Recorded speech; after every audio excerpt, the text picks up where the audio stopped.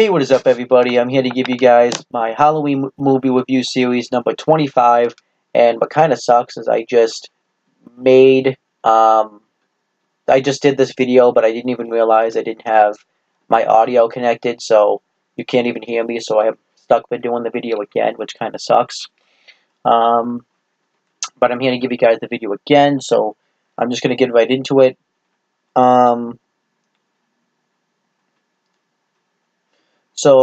This movie, um, as far as where it came from, this movie was originated from an ultra low budget, penned by John Campbell and Matt Stukin, titled The Cellar. So then eventually it was bought by Paramount Pictures in 2012, and um, and they did it under Bad Robot Productions for Insurge Pictures, Paramount's specially labeled for films with a micro budget. And then originally this movie wasn't supposed to be called 10 Cloverfield Lane. It was originally called Valencia.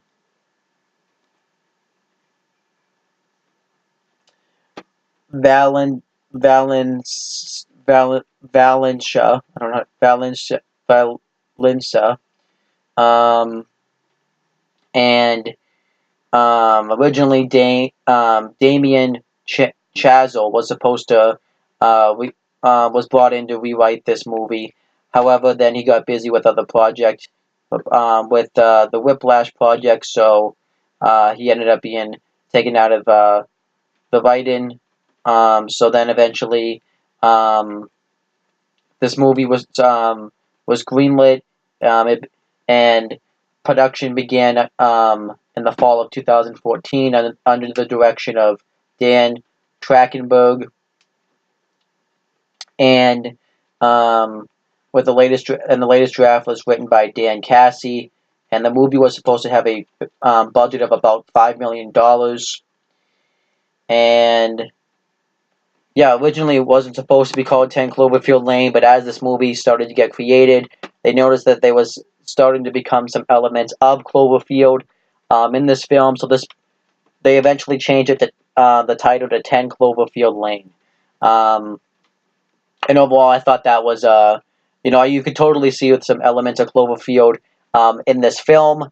And as each cast member was filming each scene, they started to notice that as well. And that's pretty much the story of this movie, of how it was created. I think it's a pretty decent story. And now going through the actual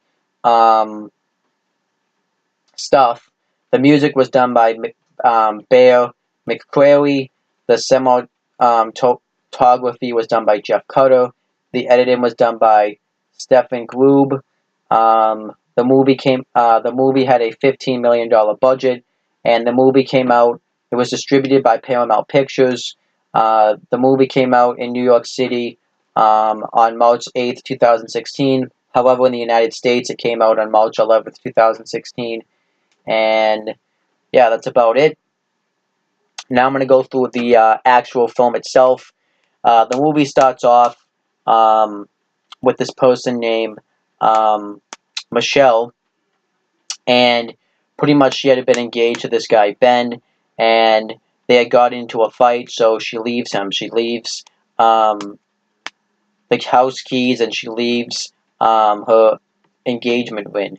And she had been from New Orleans, and we don't know exactly where she was going, but she had made her way all the way to Louisiana, and Ben tries to call her to try to convince her to come back, and she refuses. She puts on the radio, and we find out that there's been blackouts all over the area, and eventually somebody crashes into her car. Her car rolls off the road, and she goes in shock, and when she wakes up, she finds herself chained to a cinder block wall, and she's strapped to an HIV thing, and yeah, pretty much we see that her leg is pretty messed up. So she screams for help, and somebody walks in. She begs him not to hurt her, and she tries to lie, saying that Ben is probably coming to look for her, and we find out the guy's name is Howard. He says that nobody's coming to look for her, and he gives her crutches and tells her to get used to walking on them. He gives her a thing to get to like the key to the handcuffs, and she uses that to break free. And then she sharpens her one of her crutches, and she waits for Howard to come back in so that way she can take him out. But when he starts taking too long, she lights some of her clothes on fire, puts it into the air ducts, and the fire alarm starts to go off. Howard walks in. She tries to attack him. The attack fails, and Howard drugs her and puts her out. And when she wakes up, Michelle asks what she plans on doing to her, and Howard says that he's going to keep her alive. And Howard reveals that he saved her life. He talked about how there had been an attack, about how no one's possibly alive, and she doesn't really understand. She's very confused about the situation, so she pretty much thinks that he's lying to her, that he just abducted her, and she wants to call her family, but he tells Michelle that he can't call anybody because nobody there's nobody to call, and he reveals that what else? Yeah, he reveals that he saved her life, and he reveals that there's also you can't leave this area and that he's been prepared for it because there's toxic air, and then she meets Emmett, and pretty much Howard acts like a huge asshole to him. He doesn't actually want him in his place, and later on when Emmett and Howard shows Michelle, because she still doesn't believe him, so he shows her the pigs, what happened when they were exposed to the air, and that they're all melted and just destroyed. So this scares Michelle. So Michelle pretty much tells Emmett that she thinks Howard made all this up. She thinks that she just abducted him because she reveals that she heard a car right above her, and Emmett doesn't believe. And Emmett says that it actually isn't the case because he saw the attack happen himself. He saw lights flashing, and Michelle, and he said that he was trying to get back here because he had been working on helping building this place with Howard, because he had worked in the Navy and stuff like that. And Michelle doesn't believe it. So later on, when they're eating dinner, Howard's talking about how one regret he had when he was before the world ended, pretty much, was he wished he had gotten a tattoo.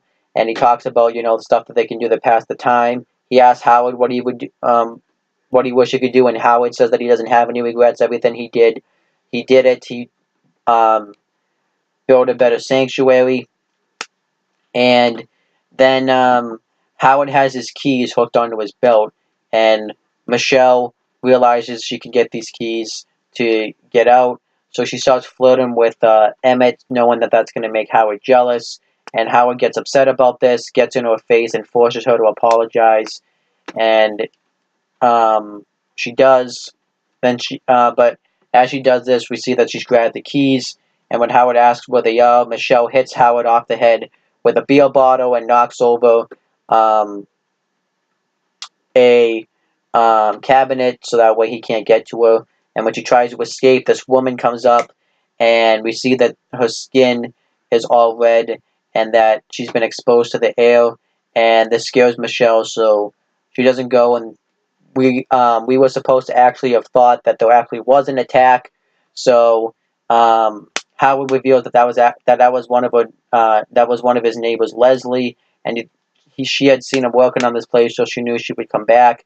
And he reveals that he actually is the reason why Michelle crashed her car because he was rushing to get back here when he found out the world was going to end, and he was being careless on the road, so he had crashed into a car. And then Emmett and Michelle are talking about regrets that they have had, and Emmett reveals that he had done really bad at school grade-wise, but he had gotten into a really good college because of his under a track scholarship. So then, but he was so he had bought his bus ticket, showed it off to all his friends, and he reveals that he got nervous because he knew that everyone there was going to be smarter than him, so he got drunk so that way he would miss the bus. And Michelle reveals that he had seen her father being abusive towards her daughter in the store, and she didn't do anything about it. All she did was run away, just like she does all the time when things get hard, which explains probably why she left her boyfriend after they got into a fight. So then it goes to a montage playing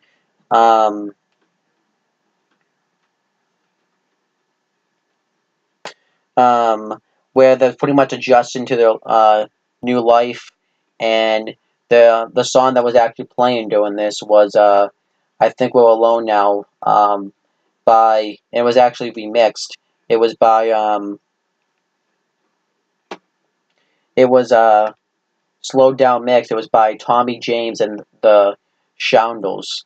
And then eventually we find out too that Michelle was a fashion designer, and she had sewn up Howard's head. And then Howard had talked about how he used to have a daughter named Megan, they used to go along. He even shows Michelle a picture of it, and he reveals that they got along up until him and his wife got divorced, and they ended up moving to Chicago.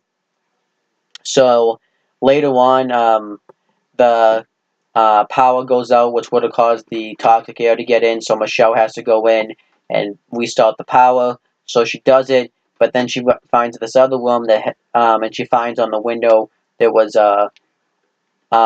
help written in blood, and finds an earring that's covered that has blood on it. And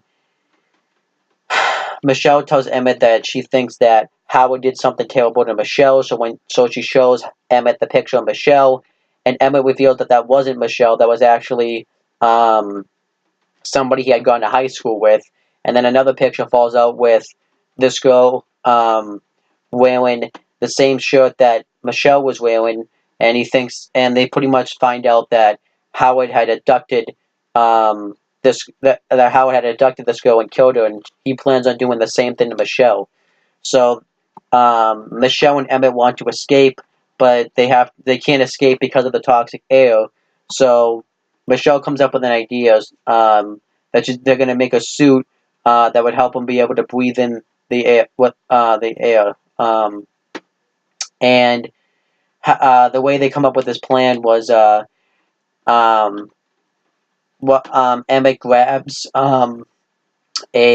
some scissors, and he pretty much says that that after Michelle had taken a shower after being up in the air ducts, that could have caused some toxic air to be on the shower curtain. So this causes him to throw it away, and Michelle and Emmett grab it, and they use it to make this suit. And they're making the suit, and they were worried that Howard's going to see it. And they kind of played that foreshadowing when when all of them were playing charades, and one of the words was Santa Claus, and Howard uses it by saying that I know who you are, I'm always watching, you can't get anything past me. And this was supposed to guilt trip them into thinking that Howard knew what they were doing. So overall, I thought that was a very good scene. And then Howard has him pull this container of hydrofluoric acid into the room that pretty much will melt somebody's skin, and he forces them to tell him what they've been doing with the scissors and knives and stuff, or else one of them's going to go in it. So Emmett takes the blame for Michelle and reveals that he did this to make a better weapon because he wanted Michelle to respect him just like she respects Howard, and he apologizes, and then Howard says that he accepts his apology. He shoots him in the head and kills him. And later on, when Michelle is walking around, we see that he's been put into the hydrofolic acid, and the way this scene was done so well, after he had died, when it went into complete silence, was done very well. And then later on, we see that Howard has shaved himself, and we can just see he's starting to become creepier. And Michelle continues to make the suit, and later on, when Howard comes in, he sees that one of the screws, because she had hidden her breathing mask in there. One of the screws in the air vent was loose, and then he finds the suit. So Michelle tries to escape.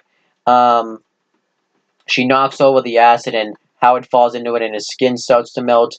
And straps the um, straps the suit to her. She ties the suit to her feet and claws with the air ducts.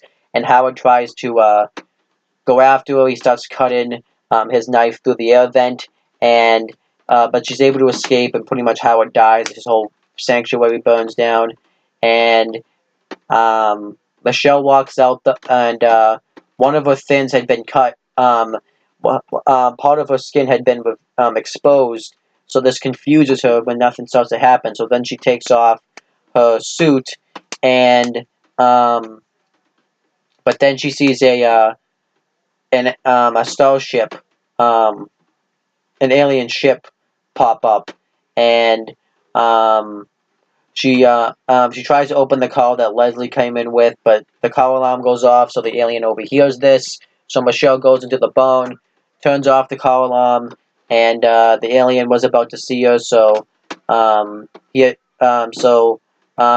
turned the call alarm off, he goes to see what happened, and then she starts escaping. An alien ship tries to eat Michelle, and she lights her alcohol that she had taken earlier in the movie when she had left Ben, and throws it into the alien's mouth, and the alien dies. Then she drives away in Leslie's car, and we find out that in Houston they had needed help to help fight off these aliens. Anybody who had experience in the medical or combat field. So she goes to Houston, and then that was the end of the film. And overall, I thought I thought this was a really good film. However, I thought the ending was very disappointing.